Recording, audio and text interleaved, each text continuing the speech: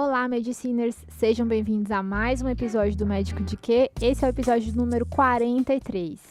Eu sou Ana Gandolfi. Eu sou Raquel Teixeira. Esse é o Médico de Quê? O seu podcast de carreiras médicas. E outras cositas más.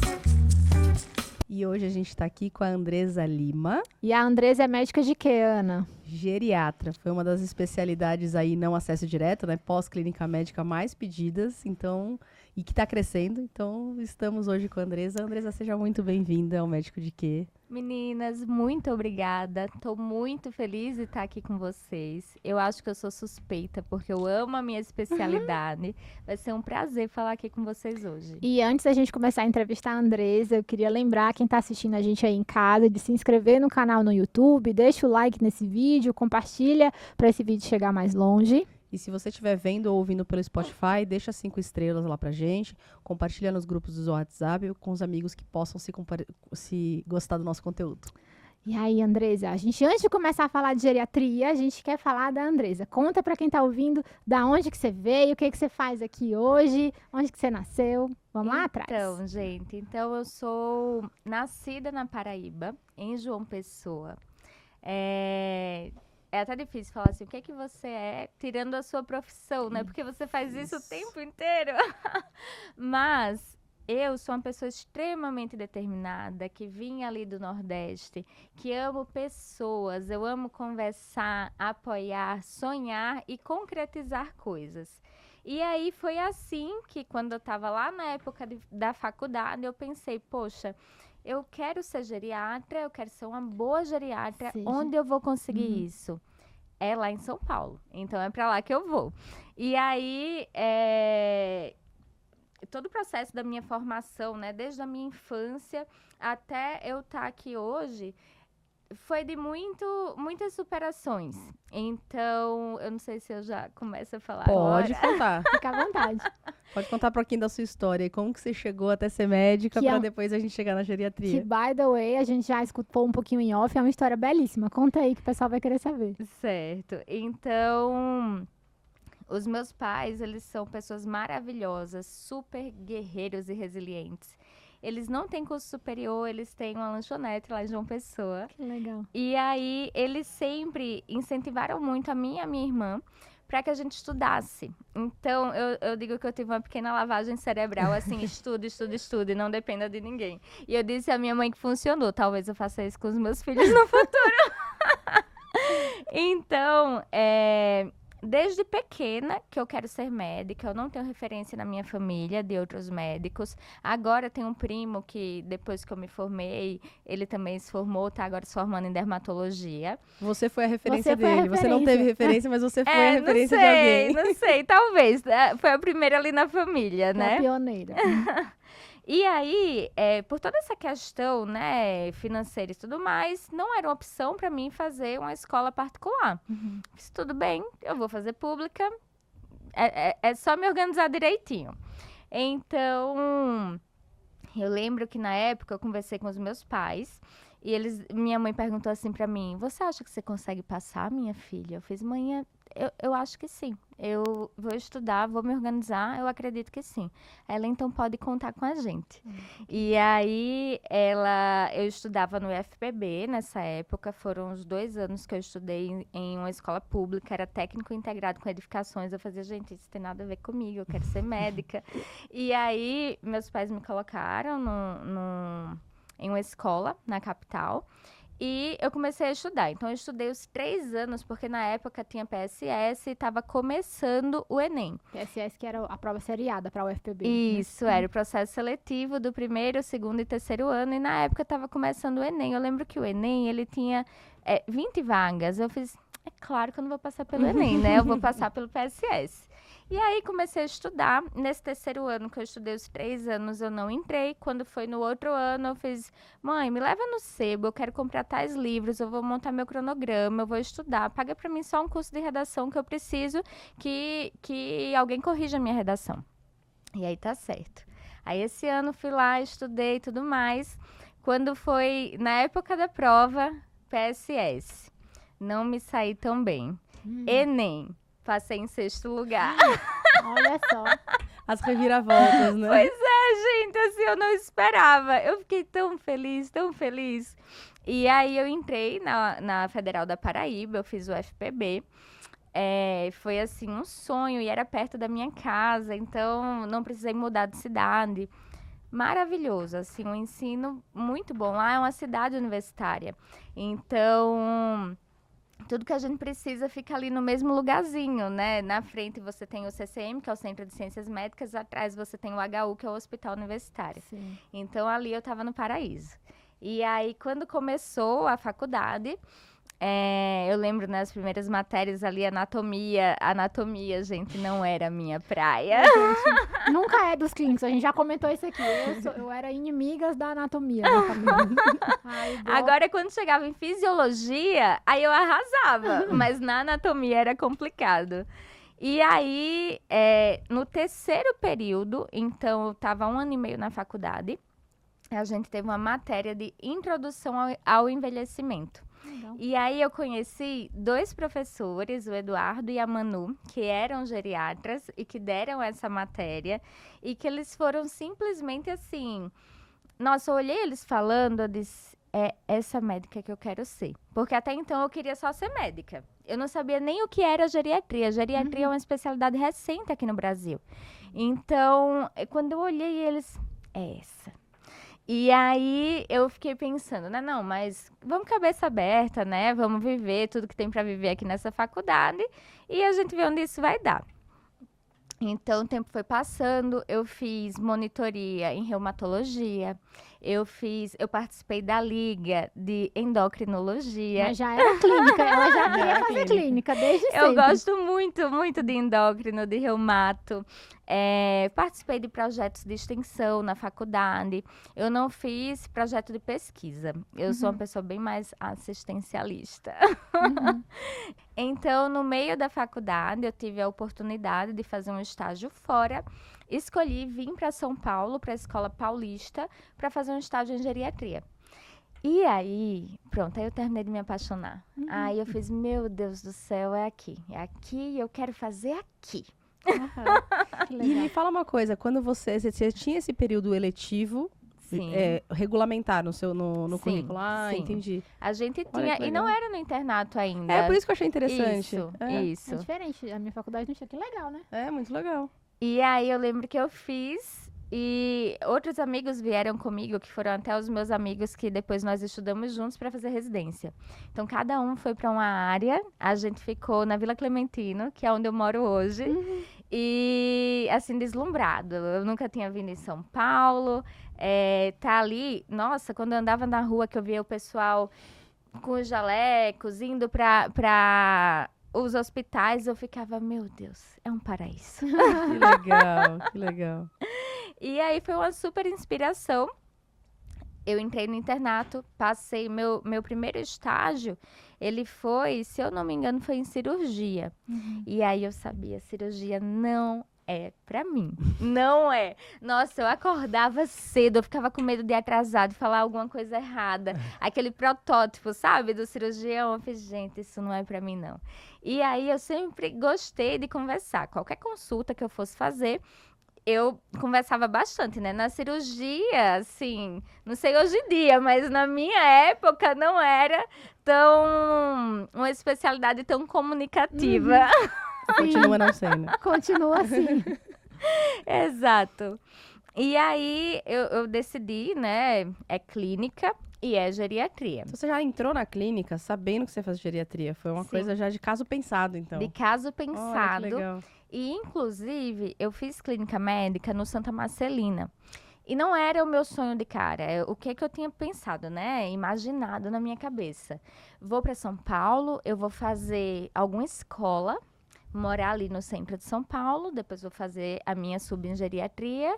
E é isso, vivemos felizes para sempre. E vou contar pra quem tá ouvindo, só que não é de São Paulo, que o Santa Marcelina é um hospital na Zona Leste, muito longe do centro de São Paulo. E apesar de até ter a relação com a faculdade, não é uma escola médica em si, né? Isso, não Mas é é uma um escola tradicional, mas é uma excelente residência. A gente recebe muito na escola, na clínica, egressos da clínica médica do Santa Isso. Marcelina. O pessoal é muito bom. O pronto-socorro deles é muito rico. Então, assim, Isso. certamente você foi muito bem treinada, apesar de não estar muito um pouco fora do seu objetivo, que era estar perto do centro. Né? Exatamente. Então, para mim, antes, né, ali na época do internato, a gente foi prestar as provas. Eu tinha um grupo de amigos que nós estudávamos, né? A gente tinha o objetivo de passar aqui em São Paulo. Todo mundo estava focado nas provas de São Paulo. Sim, nas Ai, provas que legal. de São Paulo. Eu nem prestei a prova na UFPB, nem nada disso. Eu prestei as provas de São Paulo. Então, uma coisa que eu acho super importante é quem está ao nosso lado. As pessoas com quem você compartilha os seus sonhos, as pessoas que você conversa. Aquela história das 5 pessoas mais próximas de você, sabe? Que te influencia. Eu não sei o quão científico isso é, mas na minha vida isso fez muita diferença. Então, tá com os meninos ali estudando tudo mais. A gente veio para São Paulo prestar as provas.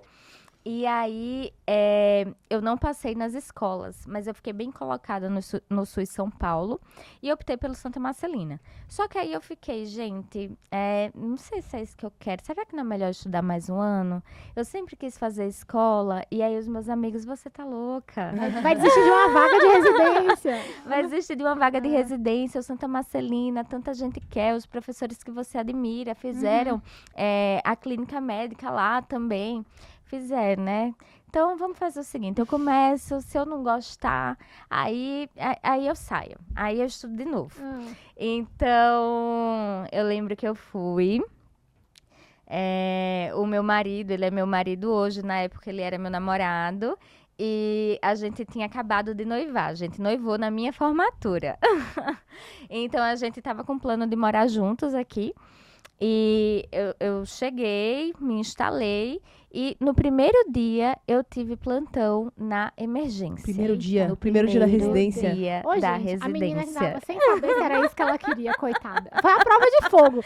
Foi a prova né? de fogo. E assim, eu nunca fui uma pessoa muito da emergência naquela época, né? Depois, veio um plot twist depois. Mas nunca fui muito assim da emergência. E disse, não, mas vou fazer geriatria, eu acho que é importante, é uma habilidade que todo médico precisa saber. É o momento, eu vou. E aí, no meu primeiro plantão, eu lembro que era um frio. Eu não tinha levado comida, eu não tinha levado um cobertorzinho, eu não tinha levado água. Eu tava naquele lugar, assim, e tudo acontecendo. Eu tinha os R2, né? Eles muito queridos. Mas eu lembro, assim, que foi um dia sofrido. E quando foi 6 horas da manhã, eu lembro que eu tava aqui, ó, canetando na frente do computador e eu pensei, se eu não desistir disso aqui hoje, eu só saio daqui com meu diploma. Muito bem. E dito e feito, né? E dito e feito. Eu ainda passei um tempo assim, meio, não sei, algum transtorno adaptativo, não sei, eu tava meio me acostumando ainda. Eu morava com os meus pais em João Pessoa, eu tinha tudo, assim, no sentido que eu não precisava me preocupar com coisas de casa, o que eu vou comer, a roupa para lavar, nada disso. E de repente, tem uma casa, tem a comida, tem a responsabilidade de agora eu sou médica, porque eu formei no final de janeiro. Nós pegamos 2 greves. Então, foi no final de janeiro de 2018 que eu colei grau. Eu trabalhei só umas 2, 3 semanas. E sempre assim, eu ia com uma amiga para dividir, para um local que tivesse assim outras pessoas para poder discutir o caso se eu tivesse alguma dúvida. Então, aí eu me vi naquela situação, os pacientes sob a minha responsabilidade e uma casa sob a responsabilidade, e de repente eu comecei a morar com o meu namorado, noivo na época, meu marido hoje. Foram tantas mudanças que eu acho que eu passei uns 3 meses assim, meio down. Até que um R2 minha olhou pra mim e fez, Andresa, tanta gente estaria feliz no seu lugar, por que você não aproveita? Aí essas palavras ficaram na minha cabeça, eu falei, gente, eu vou aproveitar, já tô aqui, o que é que eu tô fazendo? Então, pronto, aí foi aí que eu disse, é isso mesmo, bola pra frente, vamos aproveitar essa residência. Então, a residência de clínica foi assim, lá na Zona Leste, interessante, sabe? Porque Foram meus primeiros amigos aqui em São Paulo, os primeiros plantões que eu dei. A estrutura, ela começou lá. E depois que eu consegui vir para a área que eu imaginei, né? Tanto que hoje em dia eu moro na Vila Clementino, que era lá na Borges Lagoa, que é a Rua da Paulista, que é onde eu imaginava lá no princípio que eu ia ficar. Só um parêntese, aquela. A gente é da escola, então há alto risco de viés nessa opinião, mas pra gente, o melhor bairro de São Paulo. Gente, a Vila Clé é demais, É eu amo. E me fala uma coisa, durante a residência, você flertou com outras especialidades clínicas ou você continuou firme aí no seu... Aí é que tá. Como clínica, eu gostava de tudo. De tudo, assim, nefro, nossa, que legal. Hemato, nossa, muito legal. Onco, nossa, que interessante. Cardio, gente, isso é bom. Então, assim, basicamente, eu gostava de tudo que eu passava. Mas eu continuava ali, mas é a geriatria. Isso daqui é uma fase. E a geriatria, na verdade, ela vai permitir com que a gente flerte com todas as especialidades clínicas. Eu ia falar isso. Eu ia falar, é até importante que você goste de tudo, né? Porque você vai pegar todo tipo de paciente, né? Exatamente. E você que integra o cuidado deles, né? Mas eu fiquei com uma curiosidade, que ela falou que tem um plot twist, que ela não gostava de emergência. Conta essa história aí. Qual que é esse plot twist, pra quem tá ouvindo? E aí, o negócio foi acontecendo, né? Lá no Santa, a gente dava 2 a 3 plantões por semana. E você vai aprendendo, sempre com supervisão, então os R2 ajudavam muito, os chefes eram muito presentes, eu não me sentia jogada, sabe? A gente estava ali e eu muito interessada, estudando. Quando acabou a residência, eu estava numa época que eu estava cansada. O que eu descobri? Que eu não sou uma pessoa da noite. Então, esses plantões, a gente praticamente não dormia. Nossa, quantas vezes eu caía assim na cadeira. Eu pegava aqueles cobertores, sabe? Eu colocava na cadeira assim e ficava. Eu vim descobrir onde era o conforto. Eu acho que no R2 só. No R1 eu nem vi esse conforto, entendeu? Então eu tava cansada das noites mal dormidas. E aí eu não tenho condição de entrar numa residência agora. Eu preciso parar. Eu passei os 6 anos da faculdade, 2 anos de clínica médica, longe da minha casa. Preciso ter um descanso.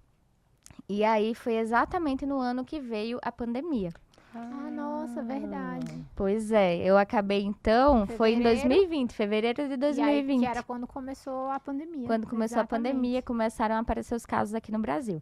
E aí eu fiz, então no que eu vou trabalhar esse ano que eu tô de pausa? Na verdade, a pausa era para ser 2 anos. Eu disse, não, né, vamos acalmar, juntar um dinheiro, eu vou me casar. Então, 2 anos. Você já decidiu de cara que seriam 2 anos de pausa? Na minha cabeça, sim, tá você já tudo viu certo. Maturidade, Isso, né? é isso que eu ia dizer. Você já viu que essa mulher, acho que determinada é a palavra pra descrever a Andresa. Ai, Muito eu bem. sou, gente. Eu planejo as coisas e eu tenho um sonho. E assim, eu não sossego enquanto aquilo não se torna realidade. Então, aí eu pensei, vão ser 2 anos de pausa, vou trabalhar com alguma coisa que me deixe junto da assistência, junto dos residentes, que é para eu não perder a mão, que é para eu não perder esse amor que eu tenho por aprender. E aí, eu fui assistente na emergência, tanto do Santa Marcelina, quanto no Hospital Municipal aqui em São Paulo, que vinham os residentes da BP. Que legal. E aí, nesse ano, eu fui assistente do pronto-socorro, tanto da sala verde quanto da sala vermelha. E assim, a pessoa que morria de medo estava lá sendo a pessoa de referência, né? Mas é isso que eu acho que a residência de clínica também ensina muito, né? Acho que quando a gente é mais jovem e é inseguro em alguma medida, e a residência de emergência tem muito de cirurgia, então se a gente não é muito essa vez cirurgiã, a gente fica muito inseguro, porque você se forma muito pouco, vamos dizer assim, muito pouco preparado para o ambiente de emergência. E a residência de clínica te traz, em 2 anos a gente cresce infinitamente, né? E aí eu sou endócrino emergencista, eu trabalhei como chefe de pronto-socorro 8 anos, eu sou apaixonada. 8 anos, 8 você foi anos. bem mais que eu. 8 anos. E assim, adorando, entusiasta. A Ana também é neurocirurgiã e chefe do pronto-socorro da neurocirurgia da escola. Então, aqui você tá entre mulheres exatamente, emergencistas. Gente, olha, foi uma fase de muito aprendizado. Muito, né? E ali eu, ao lado dos residentes, sabe, surgiu uma dúvida, a gente abria o livro, abria UpToDate, checava tudo. Então, eu nunca tive, assim, problema em falar, olha, isso pra mim não tá muito claro, vamos pesquisar? Vamos conversar com alguém que sabe mais? Então, a vida é assim, é aprendizado continuado. E quanto mais você faz, vê, checa, conversa, as coisas vão se solidificando, Claro, né? com certeza. Mas é porque a gente, como médico, de maneira geral, o médico tem medo de falar que não sabe, né? Você sabe que eu tenho uma história muito engraçada. Engraçada assim, né? É peculiar. Que é uma família, enfim, um paciente tinha um quadro, e daí eu chamei o cuidados paliativos, porque a família fez um vínculo muito bom comigo, só que em algum momento esse caso não ia ficar mais comigo, né? Porque, na verdade, eu já era uma equipe secundária, mas o vínculo ficou muito comigo. E eu chamei o paliativos e conversei com a família, expliquei. Falei, olha, ele vai precisar de um segmento a longo prazo, naquele perfil de paliativos real mesmo, né? Não é porque ele ia morte iminente, não. É porque ele realmente precisava de alguém que fizesse esse segmento, era uma doença grave. E daí eu chamei o paliativos, e daí o médico do paliativos veio e falou assim, Ana, você pode ir comigo conversar com a família? Porque eu percebi que eles têm um vínculo muito bom com você, então eu queria fazer uma reunião conjunta e tal. Eu falei, não, posso. E daí lá pelas tantas a família falou, doutora, por que ele teve esse quadro? Eu falei, eu não sei. O médico do cuidados paliativos, ele olhava pra mim. Da hora que acabou ele, você falou, eu não sei. Eu falei, mas você queria que eu tivesse falado que ele... Não, achei ótimo, mas é que ele falou, eu levei um susto. Eu falei, mas eu não sei mesmo, A gente, né, que a gente tem essa dificuldade, né, de achar que a gente tem que ter todas as respostas, né? Exatamente. Eu acho que é quando a gente atinge o grau de maturidade para falar que eu não tenho todas as respostas, mas eu estou aqui para procurá-las e fazer o melhor por você. Isso. Aí, nossa, assim, isso é medicina. É isso. Exatamente. E como foi que esse 2-year plan virou um ano só? Que era um Então, plano de 2 anos. A mulher ia casar. era um plano de 2 anos, só que aí eu trabalhava só 4 dias na semana, porque eu tava muito cansada. Meu objetivo não é dinheiro, assim, levantar muito dinheiro, eu só preciso pro casamento e tudo mais. Vou trabalhar 4 dias, estudo aqui e descanso, qualidade de vida. Nessa, quando foi chegando próximo ao fim do ano, a minha amiga que queria endócrino, a Carla, uma querida, inclusive ela fez Paulista. Ela fez Paulista. A Carlinha, ela me mandou mensagem. Ela fez clínica médica comigo no Santa Marcelina. Não passou na época, voltou para Aracaju. Voltou para a cidade dela. E aí, ela fez, Andresa, você já descansou, né? Vamos estudar? Eu fiz, amiga, eu tô até me sentindo descansada mesmo, mas é que eu tinha planejado os 2 anos. Não, amiga, eu fiz, mas amiga, faltam 2 meses pra prova, o que é que eu vou fazer? Eu te ajudo. Fiz, né? O que é que custa tentar, né? Também, se não der, a gente era programada pra 2, né? Isso. E aí eu pensei, se não der, tá tudo bem. Eu tô programada pra 2 anos, eu vou ter uma experiência de prova, porque eu nem prestei a prova. Eu tava tão determinada assim, não vou fazer, que eu nem prestei a prova. Eu vivi meu R2 com tranquilidade. E aí, eu lembro que ela me enviou as provas, eu comecei a fazer as provas, e a minha pontuação não era boa, gente. Era assim... 55%, eu fiz, meu Deus, nunca tirei abaixo de 7 nada, o que tá acontecendo? Agora deu tudo errado. E aí, a verdade é que estudar para prova é diferente de estudar para vida. Na prova a gente precisa de estratégia. Então, se alguém aqui nesse canal estiver estudando para prova de residência, o que tem que ter em mente é você precisa de estratégia para estudar. Não necessariamente você é o melhor médico, a melhor pessoa, mas é a pessoa que sabe estudar para prova. Então, pensando nisso, eu fiz o quê? Eu tenho 2 meses. Então, passa aqui o resumo para mim. Passa aqui as provas. Vamos resolver uma prova por semana. A gente faz videochamada, corrige junto essas provas. Ela tava em Aracaju. Ela tava em Sergipe, em Itabaiana, uma cidade pertinho de Aracaju. E aí, ela tinha estudado o ano inteiro. Então, ela tinha até mais embasamento que eu para comentar algumas questões. E o que a gente não sabia, a gente ia lá, pesquisava e procurava. Então, eu tinha todas as provas e todas as palavras-chave das questões eu circulava. Então, isso daqui está relacionado aqui. E dessa, eu saí de 55% para começar a acertar 80% das questões. Caramba. Aí eu comecei, 80. Eu fiz, meu Deus. E agora eu vou passar. Eu acho que eu vou passar. Quando isso aconteceu, eu fiz, nossa, eu acho que talvez eu vá passar. Mas eu vou fazer só USP e Unifesp, porque eu falei que eu queria escola, eu vou ser geriatra por uma escola. Então, e na minha cabeça, pela Paulista. Eu já estava morando lá na rua, assim, passava por ela verdade. e fazia. Algum dia estarei aqui. E aí, chegou a prova, chegou o dia da prova, aí todo mundo veio para São Paulo, recebi o pessoal lá em casa, começaram a fazer revisão. Eu ficava só caladinha, assim, absorvendo. Absorvendo. Fui para as provas feliz. Eu estava com zero pressão. Diferente da época da clínica médica, que eu tava com uma pressão enorme em cima de mim. Meu Deus, eu quero passar, eu preciso entrar logo, tal. Agora eu tava, não, se eu não passar, tá tudo bem. Estudei bem, vamos lá. E aí acabou que eu passei de primeira no HC, na USP, e eu fui chamada na Unifesp. Eu fiquei nervosa na segunda fase da Unifesp. Como era o local que eu queria, eu fiquei nervosinha, desci umas posições e acabou que eu fui chamada depois. E aí eu já tinha conhecido a USP, já estava com o pessoal de lá, eu fiz, gente, vai ser aqui que eu vou ficar. E aí você ficou indo pra Pinheiros, morando na Vila Clementino. Isso! Olha, veja bem, eu morei lá na Zona Leste, então pra mim era muito perto. Verdade. Exatamente, pra mim essa questão da distância foi zero problema, fiquei indo e vindo e foi assim. E conta um pouquinho como que é a residência, a estrutura de uma residência de geriatria. Porque não falo nem pro nosso público, eu não tenho a menor ideia de como é. Eu tenho a impressão que deve ser muito mais ambulatorial, né? Ou não? Depende. Aí, ó. Então, algumas depende da escola que a pessoa tá. Por exemplo, no IANSP, o primeiro ano inteiro, se eu não me engano, é de enfermaria. Nossa. No Einstein, que é uma residência nova, pelo que eu sei, que as minhas colegas falaram, é o primeiro ano inteiro em um residencial. No HC, eu sou muito suspeita. Eu amo o HC. Então, lá, o primeiro ano são 6 meses de enfermaria. E aí, depois a gente começa a passar em diversas áreas. A gente simplesmente passa em todas as áreas que um geriatra pode atuar. É uma residência espetacular. Negócio assim incrível. Quando eu cheguei lá, eu fiz, meu Deus, eu tô no paraíso. Mas daí você passa nos ambulatórios, por exemplo, endócrino geriátrica, ou você passa no ambulatório da endócrino, junto com o pessoal da endócrino? Mesclado. Como que funciona?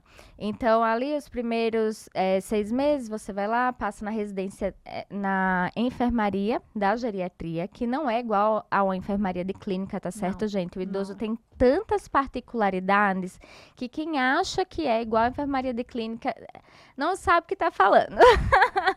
E aí, depois, a gente passava 1 mês no hospital dia, então a gente tem o hospital dia geriátrico. Então, o idoso que ele tem alguma doença que está mais agudizada, tem uma descompensação de insuficiência cardíaca, uma descompensação do diabetes. No lugar da gente internar esse idoso, porque a gente sabe que a internação é muito deletéria para a pessoa idosa, então ele vai ali no hospital dia, vai, passa ali um turno, a gente resolve, vai para casa, vai, a gente faz todos os exames que precisa, volta para casa. E assim a gente consegue resolver aquela situação sem precisar internar. A gente só interna quando realmente é o último caso. O geriatra, assim, faz de tudo para o paciente não precisar ficar no hospital. Então, a gente passa no hospital dia, a gente passa no NAD, que é um ambulatório nosso de visita domiciliar. Então, nos 2 anos, a gente faz visitas domiciliares, é muito enriquecedor, muito. E aí, a gente aprende a trocar a GTT, a trocar a traqueostomia, assim, o paciente descompensou, mas não consegue sair de casa. Será que eu consigo tratar em casa? E a gente faz o medicamento em casa, acompanha. Então, riquíssimo. A gente passa em instituição de longa permanência. Então, a gente vai, passa 1 mês, acompanha os idosos, a dinâmica da casa. A gente passa na interconsulta. A gente passa nos ambulatórios. E aí, a gente tem ambulatório de demência, ambulatório de fragilidade, ambulatório de sexualidade. Gente, sensacional o ambulatório de sexualidade. A gente passa junto da otorrino, tem um ambulatório que é, como que chama, gente? esqueci agora. O Reouvi. A gente tem o ambulatório do Reouvi, que é junto com a otorrino e a gente faz as reabilitações, entendeu? Então, muito completo. Quando a gente vai para o segundo ano, a gente passa na ortogeriatria, então a gente vai lá para o IoT, o Instituto de Ortopedia, e lá tem um geriatra que conduz os casos que são geriátricos. Então, o paciente internou por uma fratura de fêmur. E aí, a gente que vai fazer o pré-operatório, a gente que vai acompanhar, a gente que vai ver a questão da reabilitação para o idoso poder ir para casa. Perfeito. A gente passa no ICESP. Então, no ICESP, e é engraçado, porque é sempre eu ali com medo, né? Tinha um terror, assim, nossa, o ICESP é pesado, é puxado, a gente chega cedo, sai tarde, E aí, foi o meu último rodízio, o ICESP. Eram 3 meses lá, 2 meses com a oncogeriatria e 1 mês com paliativos. Então, simplesmente eu cheguei lá e a complexidade do caso dos pacientes me fascinou. Então, essa história que geriatra não deixa o paciente operar e só passa vitaminas, isso é lenda. A gente otimiza o paciente de um jeito, às vezes, para que ele possa receber o tratamento, para que ele possa manter sua independência. Perfeito. Então, lá na oncogeriatria, a gente aprende a tomar decisão, a ajudar na decisão do paciente de fazer o tratamento quimioterápico, fazer a cirurgia, fazer tudo isso. Então, o ambulatório de decisão terapêutica. A gente faz também um ambulatório de pré-operatório lá na oncogeriatria. É um negócio, assim, riquíssimo. Além de tudo, eu acho que uma das melhores coisas da residência de geriatria no HC é que nós temos um ambulatório, que é o ambulatório de geriatria geral, que por 2 anos nós temos a nossa agenda com os nossos pacientes. Isso é muito bom. Né? E aí, toda semana, no caso, era quarta-feira à tarde, toda semana a gente atende nesse ambulatório e maneja. Quero ver daqui a 2 meses, 3 meses. Nossa, esse paciente agudizou, será que eu faço um encaixe aqui? Então, a gente tomava conduta e via o que acontecia depois, né? Isso é de uma riqueza. O olhar longitudinal de você ver, eu faço o que acontece, eu faço o que acontece. Simula a vida real, né, Andresa? Porque na vida real não é, ele vai voltar daqui a 3 meses com outro residente, outro médico, vai voltar no seu consultório, né? Perfeito. Então, este ambulatório, eu acho que é assim, a cereja do bolo da residência de geriatria do HC. Então, eventualmente, a gente passa com outras especialidades. Eu tive o optativo, e aí o meu optativo eu fiz um combo com outras especialidades. Então, eu passei na endócrino no ambulatório do osso, passei na neuro no ambulatório do sono, passei com a otorrino na parte de reabilitação vestibular. A gente passa também no Protec, junto com a psiquiatria. Gente, maravilhoso. A psiquiatria geriátrica é sensacional. É um negócio assim... A escola, te interrompendo, tem um ambulatório de psiquiatria geriátrica que a gente, quando é residente de clínica, passa. Acho que era sexta-feira à tarde. Me corrija se eu estiver errada. É espetacular, porque a forma de... Não compara, assim, que é muito diferente da abordagem da própria psiquiatria e a abordagem da geriatria com as duas especialidades juntas é muito rico, né? Gente, é incrível. E fora longevos. Eu não sei se vocês tinham um ambulatório de longevos, que lá na escola também tinha, que eu achava que era um grande diferencial. De longevos, os 90 não. mais saudáveis, assim. Eles estudavam os pacientes longevos, era brilhante também. O que acontece? Lá, eles têm um ambulatório que é o Gâmia. O Gâmia é uma grande coorte que acontece há 40 anos. Inclusive, eu fui colaboradora no Gâmia antes de me tornar colaboradora no ambulatório geral que eu fui residente. Então, são selecionados 30 idosos e esses idosos vão toda quarta-feira de manhã no HC e recebem aulas e orientações da equipe médica, da enfermagem, da fisioterapia, tem musicoterapia. Enfim, assim, um negócio muito legal. No fim do ano, esses idosos, eles são associados a um ambulatório que a gente chama de pós-Gâmia. E esse ambulatório é um ambulatório de idosos saudáveis. Então, a gente só seleciona as pessoas que têm baixa carga de comorbidades, que conseguem se locomover, que não têm problemas cognitivos. Então, acaba que eles depois se vinculam ao pós-Gâmia e ficam ad eterno. Legal. Aí, nesse ambulatório, nós temos vários longevinhos e que são super saudáveis. Impressionante, né? Muito legal. Da parte de demências, a gente tem um ambulatório de demência avançada, tem um ambulatório que é para dar o diagnóstico das demências, então naquele que você fica meio com dúvida, será que é, será que não é? Vamos fazer uma bateria de testes, que é o AME. A gente passa também na atenção secundária, a gente vai na URSE, para acompanhar os idosos lá. Então, assim, é um programa muito completo, muito rico. Você sai de lá, assim, pronta para o mundo. Sempre com aquele medinho, É isso que eu... mas a gente vive muita coisa lá. Andresa, e como é que foi o day after? Porque você terminou a faculdade, fez sua residência, logo se empregou nesse ano aí da pandemia, que não deve ter sido trivial. E quando terminou a residência, o que você foi fazer? Como que foi enfrentar a vida do mercado de trabalho depois que terminou a residência? Eu falo que o meu marido me iludiu. Por quê? Porque ele dizia que a gente ia voltar para João Pessoa. Então, eu fazia, não vou começar a atender em São Paulo, a criar o meu consultório, porque eu vou voltar para João Pessoa. E aí o tempo foi passando. Ele também é médico? Ele é engenheiro de produção. Hum. E ele, eu tô feliz aqui no meu trabalho. E o tempo passando. E aí, vamos voltar? Não vamos voltar? Faltava 3 meses para acabar a residência. Eu falei, gente, chega. Eu tô vendo que a gente não vai sair daqui. Eu vou começar a atender. Caso a gente decida voltar, eu vou passar os meus pacientes para algum colega meu. E é isso, a vida é essa. E comecei a atender. E aí eu digo que era eu, uma página e um sonho. Então, eu assinei o Doctoralha.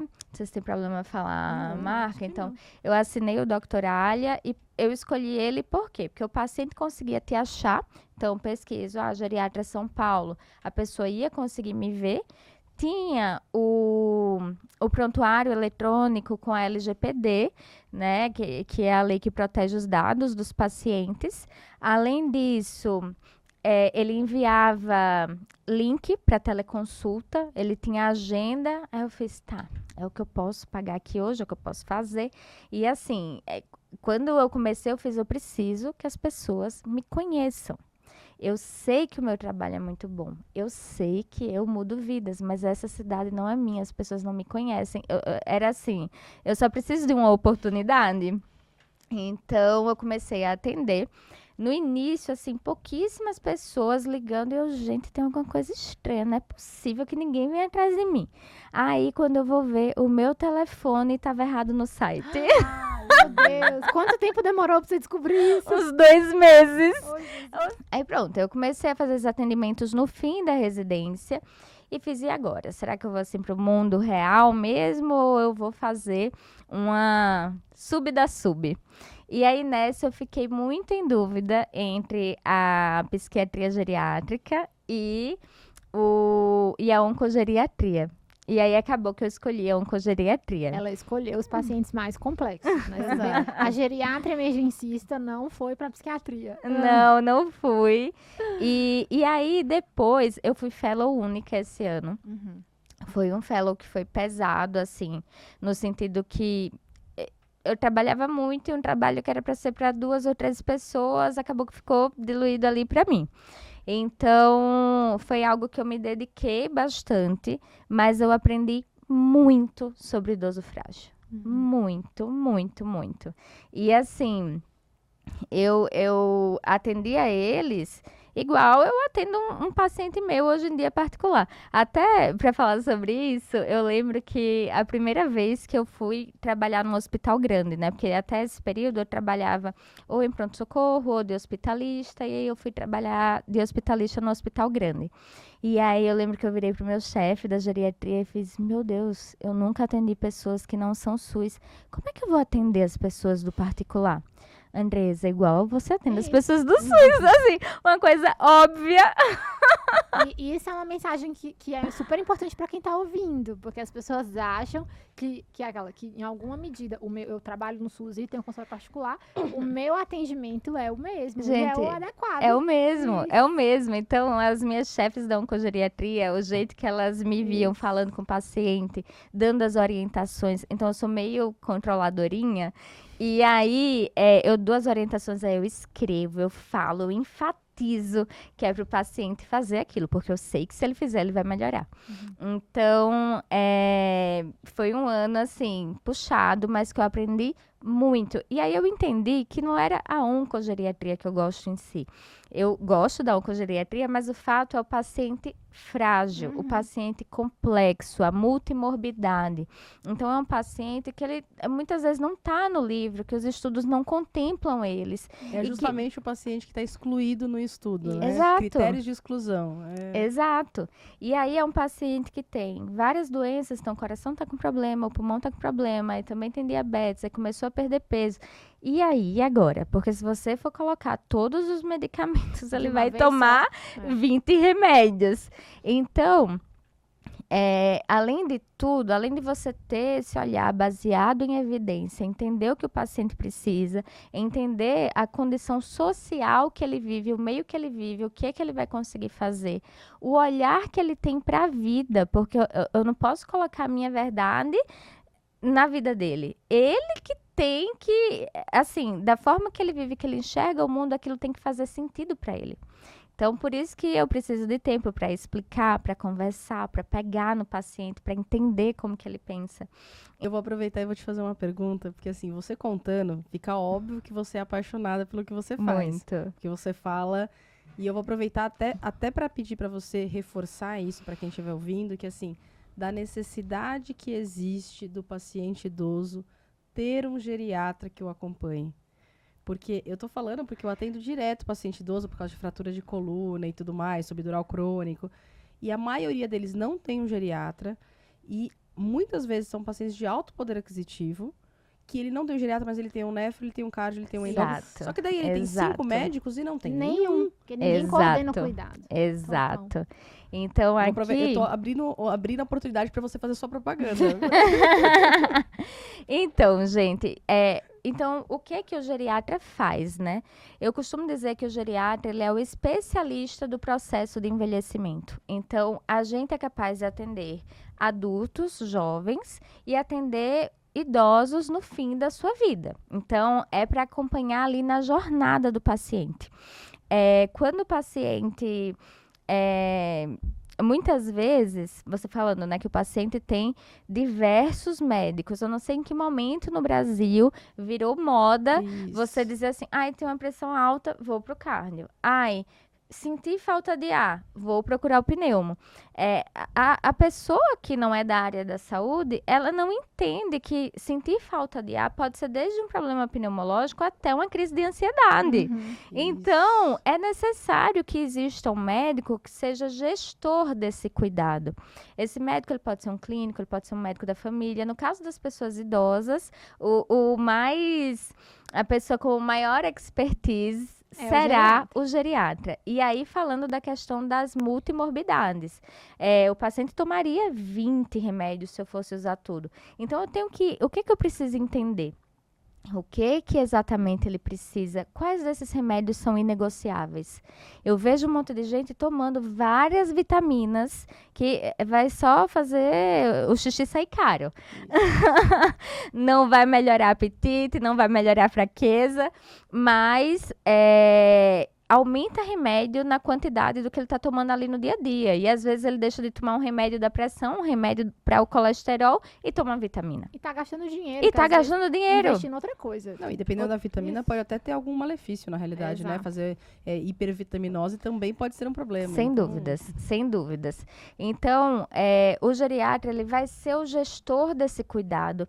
Se de fato tiver necessidade de outras especialidades, como muitas vezes tem, a gente vai conversar com os outros especialistas. Ou a gente liga, manda mensagem, faz uma carta, a gente diminui essa polifarmácia, essa quantidade de medicamentos. A gente, como geriatra, eu digo que todo geriatra que se preze, ele vai insistir em relação a ajustes alimentares e atividade física.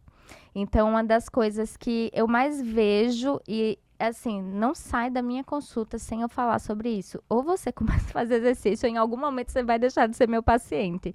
Porque a sarcopenia, ela vai acontecer. E ela pode acontecer muito antes, se você não se cuidar. Sim. De uma forma muito precoce. Às vezes o paciente chega caindo.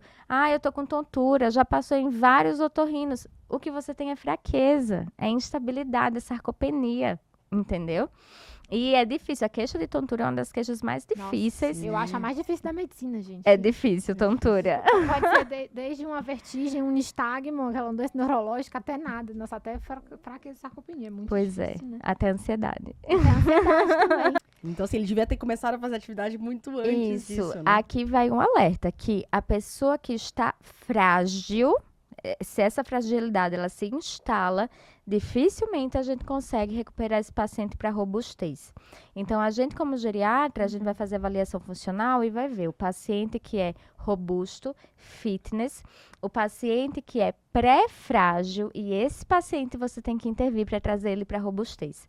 Porque se chega na fragilidade, é lógico, a gente vai tratar tudo mais, só que muito provavelmente ele vai ter a autonomia dele comprometida. Sim. Então, essa é uma das áreas que eu mais gosto, né? Tem muita gente que é geriatra e gosta muito de demências. Eu atendo demências, mas o que eu mais gosto é essa parte da sarcopenia, fragilidade, intervir nisso daí. Gente, eu vou já marcar minha consulta, amiga. Eu já tô com passando os 40. Andressa, você vai prevenir minha sarcopenia. Já estou fazendo atividade física. E eu Olha, acho quem não faz atividade física já é classificado como pré-frágil automaticamente, viu? Perfeito. Só por esse critério. Só E- por esse E critério. cada vez mais, com o envelhecimento da população, né? Claro, a gente sabe que tem um envelhecimento da população mundial, mas no Brasil, a gente tem uma mudança realmente da pirâmide etária. Então, cada vez mais a gente precisa falar sobre isso e deixar isso claro como uma educação em saúde. Educação Porque em nem todo saúde. paciente vai chegar em você. Então, você, né, o seu papel é muito além do seu consultório, né? E é isso que eu faço nas redes. Então, quando eu decidi me posicionar nas redes sociais, é que eu via que aquilo era meio que uma terra de ninguém e pessoas não tão bem intencionadas falavam coisas absurdas e o paciente chegava no meu consultório falando aquilo ali. E aí agora pra gente, né, mudar, educar, parar, explicar, eu fiz, gente, as pessoas precisam ter opção. Então, pessoas bem informadas, elas devem trazer conteúdo de uma forma que as pessoas consigam compreender o que está falando, sem mediquês, que consiga compreender o que está sendo falado. E aí eu comecei a fazer conteúdo nas redes sociais nesse sentido. Além disso, uma coisa que eu queria chamar a atenção aqui é que lá na década de 90, né? Então, a geriatria é uma especialidade nova aqui no Brasil. As primeiras residências surgiram no início ali da década de 90. Na década de 90, a expectativa de vida do brasileiro era em torno de 64 anos. Então, não tinha muito aquele senhorzinho frágil, as pessoas com demência e tudo mais. Você estava aqui ainda robusto, morreu de AVC, de infarto, alguma coisa assim do tipo. E aí, nós ganhamos mais de 10 anos de expectativa de vida. Hoje em dia, em torno de 76 anos. Cada vez mais as pessoas mais longevas. Então, muitas vezes com mais sarcopenia, com aumento do quadro de demências, que está relacionado também ao aumento da expectativa de vida da população. Então, geriatria é algo que é encantador, porque você pode trabalhar em diferentes cenários, desde a pessoa que trabalha ali no consultório particular, até a pessoa que está fazendo gestão em saúde. Tem muitos diretores de hospitais, médicos que são procurados para gerir alguma coisa, e eles têm uma certa predileção. pelo geriatra. É Então, muito, e aí já tá deixando claro até o mercado para quem estiver escutando, né? Que é um mercado muito amplo, né? Porque você Muito consegue amplo. fazer várias subespecialidades e ainda fazer essa parte de gestão. E eu acho importante a gente dizer, porque tem muita gente que diz assim, a geriatria, pra que fazer? É o clínico do idoso. Não, gente, é o gestor, eu gostei muito da forma que você falou, é o gestor do envelhecimento, a pessoa que vai conduzir isso da melhor forma. Não é não é igual à clínica médica, absolutamente. E Não tem as É muito mais particularidades do idoso, Isso. inclusive, né? Eu queria E é aproveitar para te fazer duas perguntas, vou fazer as duas, depois aí você responde se você quiser. A primeira é como que você trata em consultório a questão de gestão do ambiente da casa, por exemplo, para prevenção de queda. Eu te falo porque, obviamente, né, eu atendo esse paciente quando ele já teve a queda, e é uma coisa que eu falo muito para os idosos que eu conheço, para a família, e eu vejo que é uma coisa que a gente, como sociedade, a gente ainda fala muito pouco, né? Mas, por exemplo, nos Estados Unidos, a principal causa já de subdural é queda em casa. Então, assim, é uma coisa que é super importante. é o local onde o paciente idoso mais cai, não é fora de casa, é dentro de casa. Exatamente, assim, né? Esse cuidado é fundamental e muita gente não sabe, assim, aí pode ser fatal, inclusive, né? Assim, Uhum. E a outra coisa, que daí é o momento da polêmica, sempre tem, né? O momento da polêmica é assim, a gente ainda vê hoje, em pleno século XXI, 2025, muitos médicos, por qualquer coisa, eu acabo pegando por lesão lombar, mas assim, por qualquer coisa, por uma dor, recomendando parar a atividade física. Olha, essa é uma grande polêmica e eu tenho até um caso recente. Atendi essa semana falando sobre isso. Então, eu vou responder a tua primeira pergunta e já chego nessa. Referente a quedas. Quando o geriatra pensa em quedas, a gente vai pensar nos fatores intrínsecos que estão relacionados ao paciente e os fatores extrínsecos que estão relacionados ao ambiente. Então, o paciente caiu, eu vou ver se esse paciente tem sarcopenia, eu vou ver os remédios que ele toma e as interações, eu vou ver se ele faz hipotensão postural, eu vou ver se ele faz hipoglicemia, aí eu vou começar a perguntar da casa, se tem ali o tapete no chão, se tem barra para se apoiar, se o sapato que ele está usando é um sapato adequado, Perfeito. tá certo? Então, eu já olho ali na consulta, pergunto o que usa em casa, que muitas vezes eles amam o chinelinho. Então, quer o chinelinho? Usa aquele que prende atrás, sabe? Coloca uma cordinha atrás para ele não escapar. Então, a gente faz essa avaliação super ampla, tá certo? E você faz em todos os pacientes. Eu faço em todos os pacientes. Perfeito. Quando o paciente chega, a minha primeira consulta, ela leva em torno de 1h30, 2 horas. E aí eu vou fazer a avaliação geriátrica ampla. A gente fazia isso na clínica. Gente, é muito incrível. É muito incrível. Rafael. A gente não olha só as doenças, a Não, gente olha tudo. tudo. verdade. Isso é maravilhoso. E aí, às vezes, você vai ver que o problema não é exatamente... por exemplo, o paciente não toma o remédio, esquece o remédio. Poxa, já falei 30 vezes, por que ele não faz isso? Às vezes tem alguma coisa na rotina dele que está impedindo. Se você só mudar, se você só trocar, pronto, você já ajuda. Então, no meu consultório, vai lá, avaliação geriátrica ampla, vou perguntar com quem mora, como que é a vida social, o que faz de lazer, se tem religião, se já caiu, se teve intercorrências, como que está a questão de mobilidade, se faz cocô todo dia, que esse é um problema de muitos idosos. E a gente que é jovem não valoriza ter apetite, fazer xixi, cocô naturalmente, acordar, conseguir fazer suas coisas, se vestir sozinho, entendeu? Isso é algo que a gente vê ali que a partir dos 80 anos gente, é de muito valor. Eu prezo para que meus pacientes tenham autonomia. Então, eu vou fazer essa avaliação inteira e aí eu vou para a parte dos remédios que toma, das doenças que tem, do que a pessoa espera para a vida dela, o que é importante para ela. E aí a gente começa a conversar.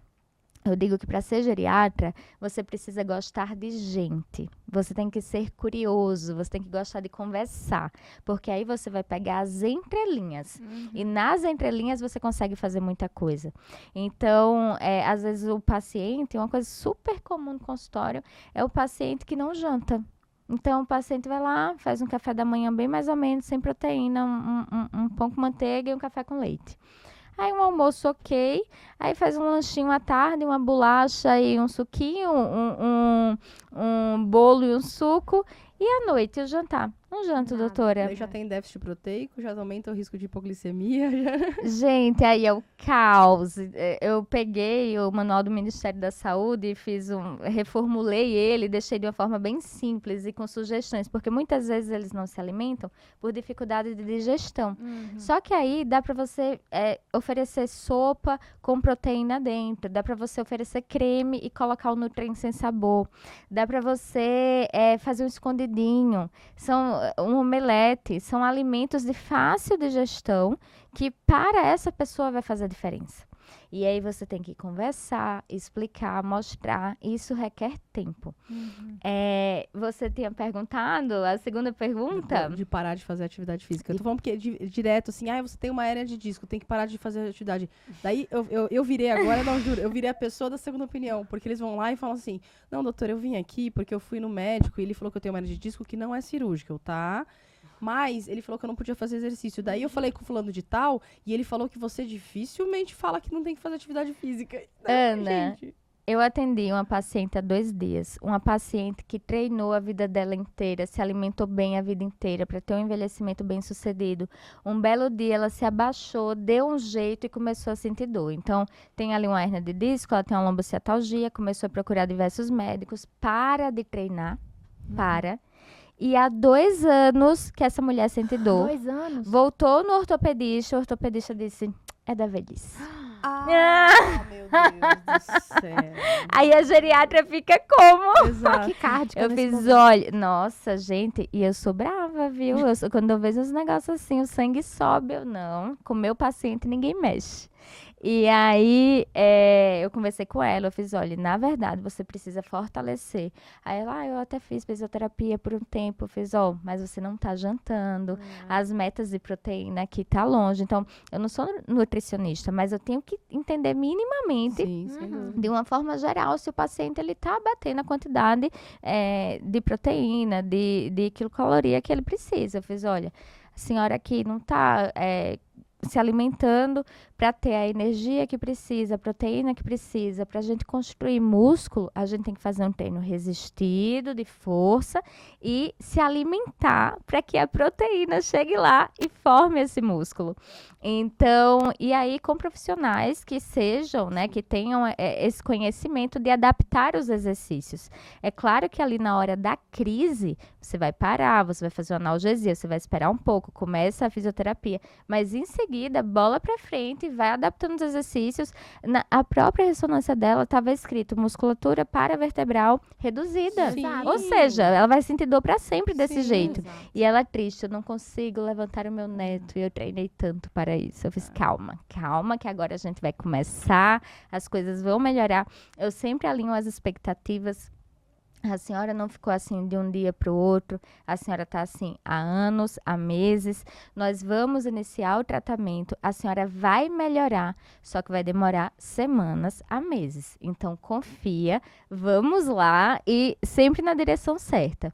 Então, uma coisa que eu consigo fazer no meu consultório é o follow-up dos pacientes. Então, eu entrego o meu número, eu mando mensagem, eu tenho uma certa frequência que eu entro em contato para ver que as coisas estão indo para o caminho certo. E aí, pensando nisso, quando eu me formei, como que é o mundo, né? Opa, me formei e tal, eu fui para oncogeriatria, comecei a atender no consultório e as propostas que surgiram foram propostas muito ruins. Muito ruins, pagando muito pouco e tendo pouquíssimo tempo com o paciente. E meu Deus, não foi para isso que eu saí lá de João Pessoa, que eu estudei tanto, que eu me importo tanto. Eu não vou conseguir dar a assistência que eu quero desta forma.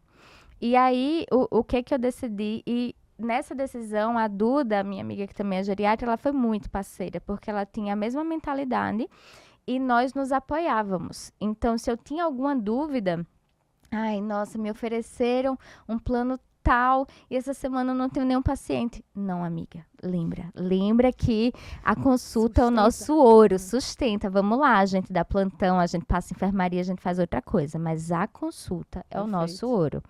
E foi assim que eu fiz. Então, comecei a fazer enfermaria, fazer hospitalista, fazia telemedicina, mas a consulta, e eu sempre peguei algum emprego que fosse fácil de passar. Então, se surgisse um paciente, eu conseguiria passar o plantão, passar o que tivesse e atender o paciente. Essa sempre foi a minha focar no super... consultório, focar na sua...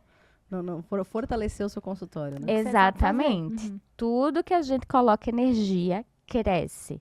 Então, eu tinha uma certa pressa para que o meu consultório ele crescesse, porque eu quero ser mãe. E aí, eu queria ter mais domínio ali sobre o meu tempo. Eu queria atender com mais qualidade. Então, eu foquei bastante nisso. E foi nessa época que eu comecei a entender que na faculdade, nas residências, a gente é preparado de forma técnica. Então, quem é estudante, saiba que quando você for especialista, você vai acordar um belo dia e você vai ter 0 pacientes. Então, Zero, exatamente. Você vai dormir um dia residente, acordar formado, feliz e com 0 pacientes. e com 0 pacientes. Então, você precisa construir um nome. E aí, eu fiz, nossa, as pessoas precisam me conhecer. Criei o Doutoralha, comecei a atender.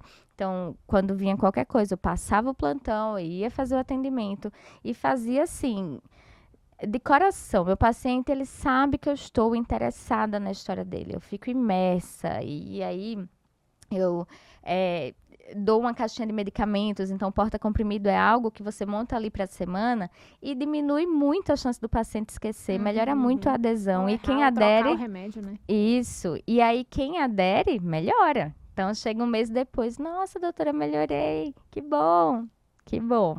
Então, tudo que eu penso para dar para o paciente um brinde tem que fazer sentido. Então, o porta-comprimido ele vai ganhar uma garrafa de água. Então, com a logo bonitinha do consultório, né? Lógico. É algo assim que muitas vezes eles não bebem água. Eles não bebem. Então, aqui, ó. Aqui a sua garrafinha, tá? Você vai beber 2 a 3 garrafinhas dessa por dia, tá bom? Da próxima vez eu vou perguntar. Melhor, vou mandar uma mensagem perguntando. E aí eu sou dessas que eu mando mensagem e eu desenvolvo realmente um relacionamento com os pacientes. Aí, o que começou a acontecer, né? A minha agenda, ela foi crescendo.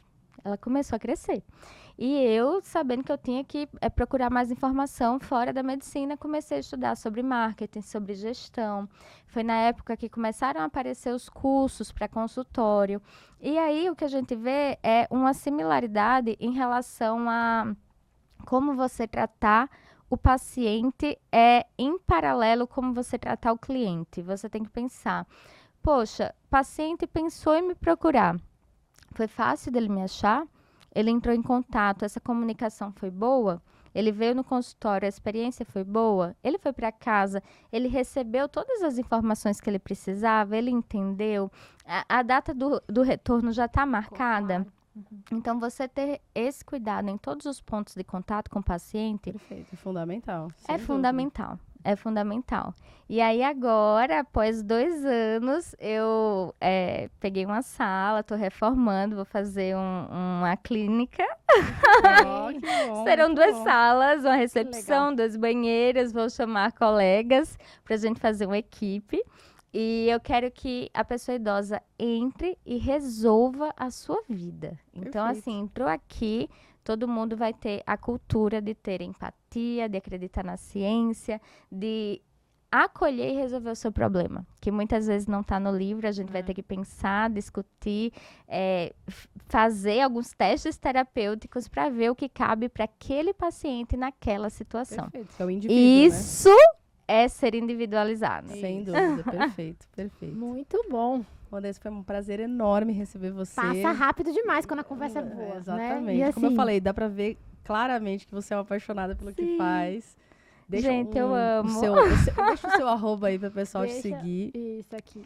Primeiro, eu queria agradecer. Meninas, muito obrigada. Para mim é uma honra estar aqui falando da geriatria. Eu acho que é uma especialidade que tem tudo para crescer nos próximos anos com o envelhecimento populacional. E a gente poder ajudar as pessoas dessa forma tem muito valor. muito. Então, nas minhas redes sociais, eu sempre me preocupo em tratar bem as pessoas e dar informação e ajudar dentro do consultório, mas também fora. Então, eu sou colaboradora lá no HC com os residentes e eu faço meu Instagram, que é o doutora.andresageriatra, para trazer informação em saúde. Então, para as pessoas terem essa opção, né, de onde achar uma informação de qualidade, uma informação que vai fazer uma diferença positiva na sua vida. Muito bom. Ana, onde é que o pessoal te encontra? Eu tô no @doutora Ana Gandolfi e você, Raquel? No @Endocrino Feelings, o Médico de Quê está nas redes sociais, @Médico de Quê, siga a gente. De novo, a gente quer agradecer imensamente sua generosidade. Obrigada. Desejar muito sucesso na sua clínica nova. Amém. E foi um prazer te receber. E se vocês gostarem, indiquem para os amigos. Se vocês não gostarem, indiquem para os inimigos. E até a próxima. Até.